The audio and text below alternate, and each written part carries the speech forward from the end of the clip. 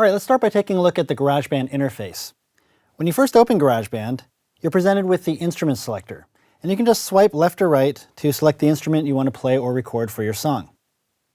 Now, because you will be swiping a lot in this application, I do recommend having your iPad on some kind of stand or mount just to keep it stable, especially if you have a slick desktop like we have here. So I just have this sitting on top of a laptop stand in this case. Now you can select any instrument you want to start. I'll just select the keyboard. Once you select an instrument, it pretty much takes up your entire screen. Essentially, your iPad becomes that instrument. So right now I have a grand piano instrument that I can just start playing.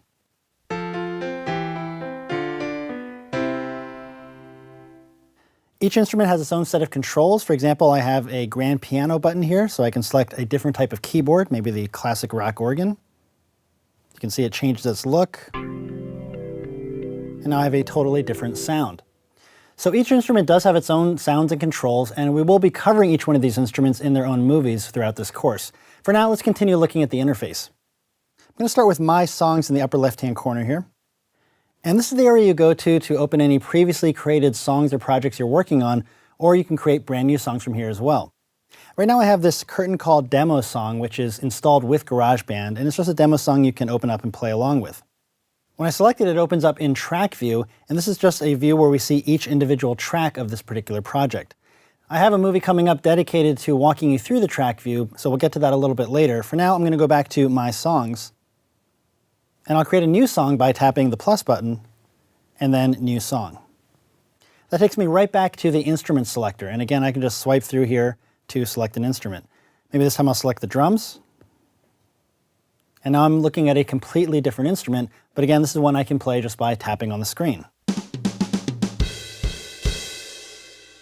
So when you create a new song, you have to select an instrument right off the bat, but you're not locked into that instrument. Maybe instead of starting with the drums, I want to start with a bass. So I'll tap Instruments,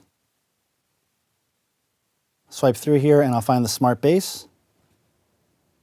And just like that, I'm looking at a totally different instrument again. Next, we have this pair of buttons here. Now currently we're working in what's called instrument view. This is the view you work in when you need to play an instrument on the screen. By tapping this button, it doesn't matter which button you tap, either one will switch back and forth between the instrument view and what we're looking at now, which is the track view. So now I'm looking at track view, I see one track in here so far, and that's currently my Smart Bass because that's the instrument I selected.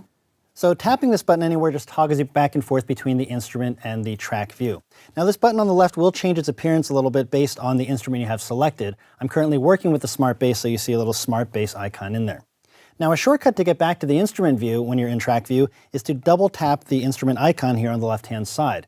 That becomes a little bit more important when you're working with multiple tracks and you want to jump back to a specific instrument. So if I had 8 different tracks in here and I wanted to go back to the Smart Bass, I could just double tap it and it takes me right back in. Next we have our playback controls.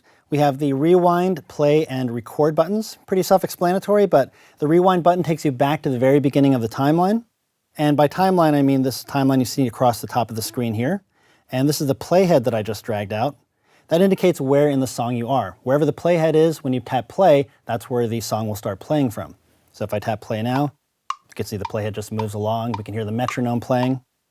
You can actually drag that playhead along anywhere you want, and it'll keep playing, or even just tap anywhere on the timeline to jump to specific parts of your song. I'll tap stop, turns back into the rewind button, I'll tap that, takes the playhead all the way back. Incidentally, when it's not playing, you can still tap on the timeline to jump to specific locations or drag the playhead. You can even double tap on the timeline to start playing right from where you tapped. And again, I'll rewind that. And we'll talk more about recording when we get to the chapter on recording and mixing. Next we have the master volume slider, and this just lets you adjust the volume of your playback. You can see as I move my finger along, you see the overlay of the volume pop up there. When you're playing your instrument or you're listening back to something you recorded, you'll see these lights light up in the master volume slider. And the lights will go from green to yellow to red. You want to keep the lights out of the red because you'll be clipping or distorting your track in that case, and that's definitely something you don't want. Again, we'll be talking more about setting levels in upcoming movies as well. But again, you just move your finger along the slider to set the volume. You can also use the volume buttons on the iPad itself to adjust the volume incrementally like this. Next we have the Jam Session button. This This is a really cool feature that lets you connect 2 or more iPads together over Bluetooth, and is really useful if you want to have multiple musicians all recording or playing at the same time. You can actually have everybody playing at the same time and then record all those tracks to one iPad. Again, that's another feature we'll look at a little bit later, but it is a really cool feature. Next, we have our mixer controls. These are the controls for the particular track you're working on or have selected. Right now it says Liverpool at the top because that's the instrument that I'm playing. It's the Liverpool style bass. You can see I can adjust things like the track volume, the panning, I can solo it, and so on. The settings controls, which looks like a wrench, is for setting the overall settings of the song. So we set things like tempo, the key, or the time signature here. And next to that we have this question mark or info button. And when you tap that, that opens up these helpful overlays over the interface you're looking at. So right now I'm looking at my smart bass, so I see overlays about the smart bass. It tells me here that I can choose a sound by tapping this button here. It tells me to tap the strings in any of these strips to play bass notes for that particular chord. Now you'll see some of these overlays have little arrows next to them. Anytime you see those arrows, you can tap them, and that'll open up the GarageBand help file. So you can see now I can read more about, in this case, using the control bar. I can also tap GarageBand help to go to the table of contents and read up on any other section of the GarageBand help file. I'll tap done, and I'll just close the overlays for now.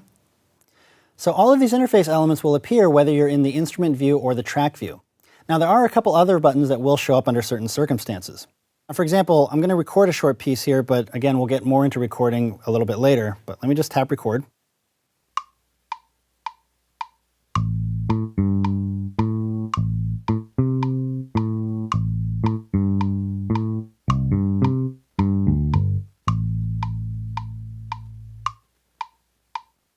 So I just recorded a couple bars of a bass line here. Now let's take a look at track view. So you can see now I have a region here now that I've recorded. You might have also noticed that an undo button has appeared here. This undo button works just like it does in pretty much every other application. It takes away the last step you performed. So if I were to tap undo right now, it gets rid of what I just recorded.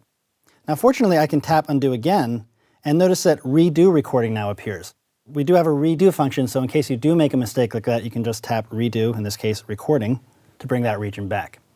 Now another button that has appeared in the interface and only shows up when you're in the track view is the Apple Loops button. This gives you access to a huge library of pre-recorded instruments that you can use to create a song from scratch or to just sort of fill out a song you're already working on.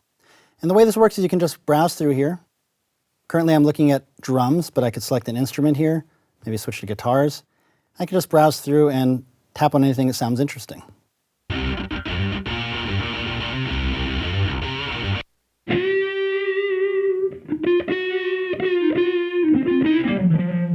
Maybe in this case I do want to go back to drums and find a beat to go along with my song.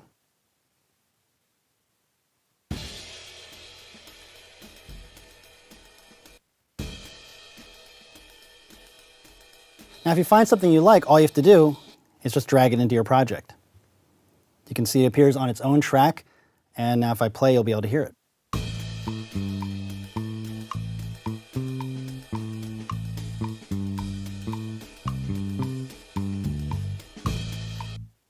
Now we'll get into more with working with loops a little bit later, but that's basically the gist of it. And it can really help you fill out a song that you're working with, especially if you can't play a particular instrument or can't find somebody to play an instrument that you want to have in your song.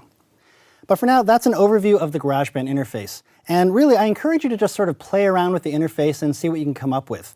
We're going to be taking a lot closer look at all of these different details, but just take some time now, open up a project, throw in some instruments, play around with their settings and effects, and see what you can come up with. There's really no way you can break the interface or do anything that you can't just undo by getting rid of your song and opening up a new project. So take some time, play around with GarageBand, and I'll see you in the next movie.